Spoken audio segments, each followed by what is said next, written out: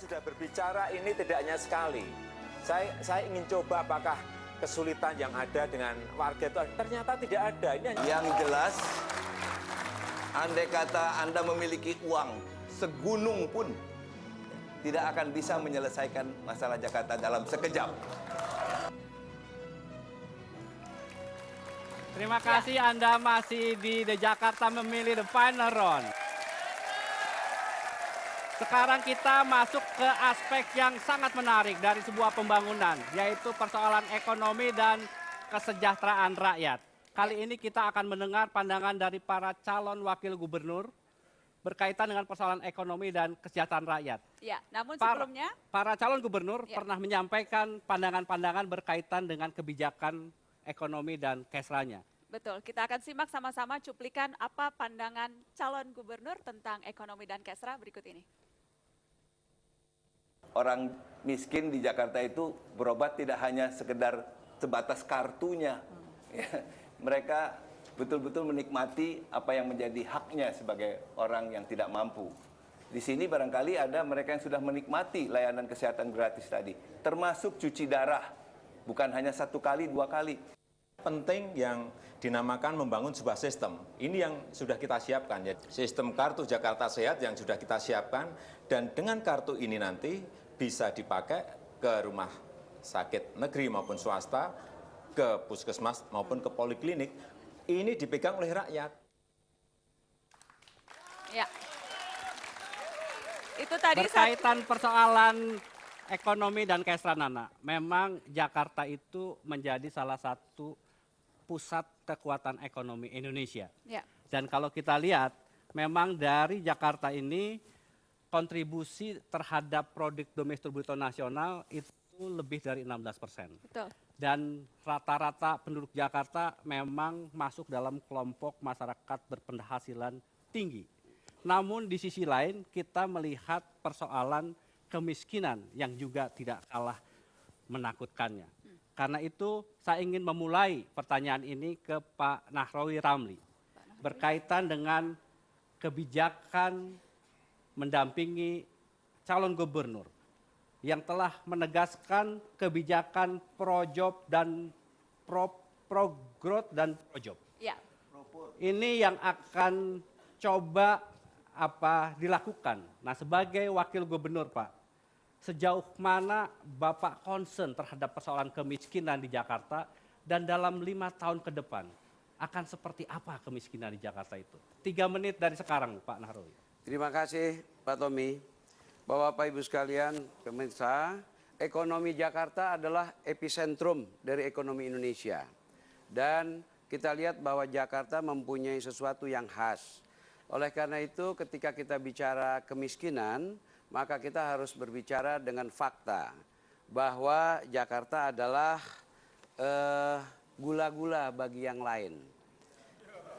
Sehingga banyak orang yang datang ke Jakarta. Mungkin Pak Jokowi kalau nggak lihat Jakarta manis juga belum tentu datang ke Jakarta. Baik, angka kemiskinan di 2007 ketika Pak Setioso 4,48%, saat ini turun menjadi 3,6%. Nah, Pak Tommy, ekonomi ini harus berpihak kepada rakyat, Pak. Oleh karena itu statement saya selalu ekonomi kerakyatan. Sehingga yang pertama adalah kita harus tingkatkan kemampuan sumber daya manusia. Jakarta tidak punya tempat, tidak punya hasil yang banyak, Pak, seperti tambang dan lain sebagainya. Manusia, Pak, ya. Oleh karena itu, maka manusia itu harus diciptakan sedemikian rupa sehingga dia mampu berdiri sendiri.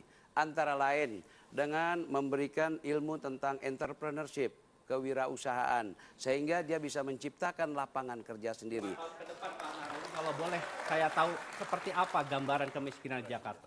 Baik, Pak, 5 tahun ke depan yang jelas yang pertama tadi, ada anggaran pembinaan dari Dinas Koperasi, UKM dan Perdagangan DKI. Itu dimanfaatkan buat minterin rakyat, Pak. Ya.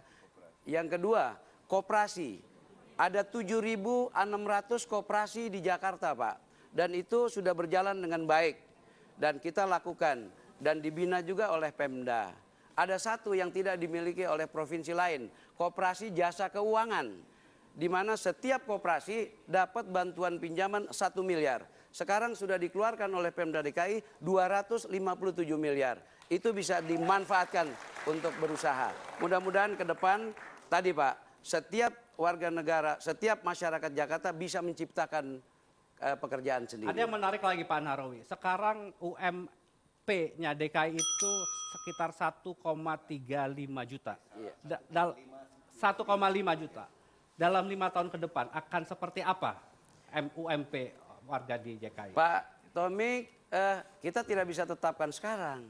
Ada faktor yang mempengaruhi. Dinamika perkembangan teknologi, dinamika perkembangan ekonomi internasional, global, itu juga berpengaruh.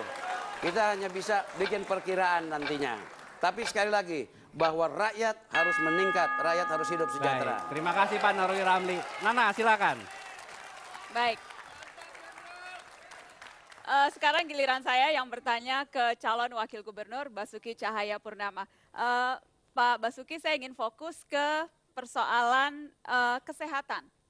Salah satu program yang selalu Anda dan juga Pak Joko Widodo gadang-gadangkan dan jual setiap kampanye adalah Kartu Jakarta Sehat. Kemana-mana selalu membawa kartu itu. Yang saya ingin tahu apa sih sesungguhnya? Ya, itu dia kartunya. Sudah dibawa juga ya Pak ya. Apa perbedaan utama yang spesifik antara Kartu Jakarta Sehat dengan program di bidang kesehatan yang sudah dilakukan oleh incumbent? Spesifiknya apa? 3 menit dari sekarang. Spesifik utama adalah bahwa ini tanpa SKTM dan kita 2014 sesuai dengan Undang-Undang SDSN kita akan mengarah ke sistem asuransi. Jadi bukan Jamkesda. Jamkesda yang dilakukan ini jelas bertentangan dengan undang-undang dan akibatnya juga Undang-undang yang mana Pak Basuki? Undang-Undang nomor 40 tahun 2004. Itu jelas ada Undang-Undang Sistem Jaminan Sosial Nasional. Itu yang saya lakukan di Belitung Timur. Jadi dengan kartu model ini, kalau di tempat saya itu langsung KTP, Anda sakit asal mau masuk ke kelas 3, Anda diterima. Dari ambulans sampai obat, sampai kita kirim ke Jakarta, kita Dan panggil. apa itu bedanya dengan program yang sudah dilakukan Kalau beliau DKI? mesti tunggu SKTM, orang bisa dipanggang dulu, bisa berapa hari. Nah, Ada data spesifik? dan Ketika Anda menyebut itu, apakah memang konkretnya di lapangan seperti itu? di Pak? lapangan saya bisa keluarkan 300 sampai 500 nama. Dan yang lebih gawat lagi, ketika kelas 3-nya penuh, maka ditolak. Harusnya kalau pelayanan masyarakat untuk kelas 3 penuh, dia di-upgrade ke kelas 2, kita terima. Nah itu beda. Terus beda yang lain lagi apa? Jakarta ada lebih kurang 339 puskesmas. Ternyata yang rawat inap tuh hanya 4. Makanya semua numpuk ke RSUD. Kita harus mengerti, orang yang ekonominya kecil, orang yang ekonominya susah, kalau dia berobat tempat yang lebih jauh, dia butuh transportasi. Sekalipun gratis saja, dia masalah. Lalu apa beda lagi dengan di Jakarta? Orang miskin yang sakit di dalam gang-gang yang sempit, dia tidak punya mobil untuk datang ke rumah sakit. Tentu sewa taksi atau sewa mobil. Tidak punya uang. Nah kalau di tempat kami sistemnya, Anda SMS, kami kirim puskeslink. Oke, Kita ladenin. baik. Karena Itu itu tadi dari dilakukan. segi perbedaan. Bedanya banyak banget. Bagaimana Anda memastikan semua rencana tadi, semua program tadi terbangun dalam satu sistem yang terpadu, Pak? Sistemnya Sistemnya sederhana sekali. Jadi kita tidak mensurvei apakah Anda punya motor ataukah Anda punya TV. Karena komponennya itu salah. Orang naik motor di Jakarta bukan kaya, justru miskin baru naik motor. pertanyaannya soal sistem yang Iya, dibangun itu. akan dimulai lewat mana, Saya Pak? mau bilang survei tadi. Maka sistem tadi langsung kartu sehat ini. Begitu Anda sakit, silakan masuk ke rumah sakit asal kelas 3. Karena orang kaya tidak mau kelas 3. Siapa yang mau berbagi kamar mandi di 6 tempat tidur? Jadi kalau orang miskin dicurigain dia kaya sampai dia mati, keterlaluan nih Pemda. Jadi kita tidak boleh curiga sama orang itu miskin atau kaya.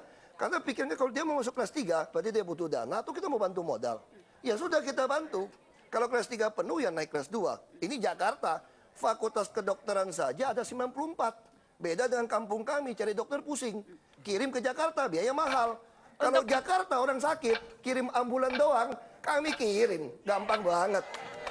Jangan khawatir itu. Baik. Itu Waktunya sangat sudah. sederhana. Terima kasih Pak Basuki. Ya, itu tadi segmen khusus calon wakil gubernur. Kita sudah dengarkan pemaparan dari Pak Basuki dan juga tadi sebelumnya Pak Nahrawi Ramli. Tetap bersama kami, setelah ini kita akan fokus ke segmen tata kelola pemerintahan. Jangan kemana-mana, Jakarta memilih The Final Round akan kembali setelah pariwara berikut ini.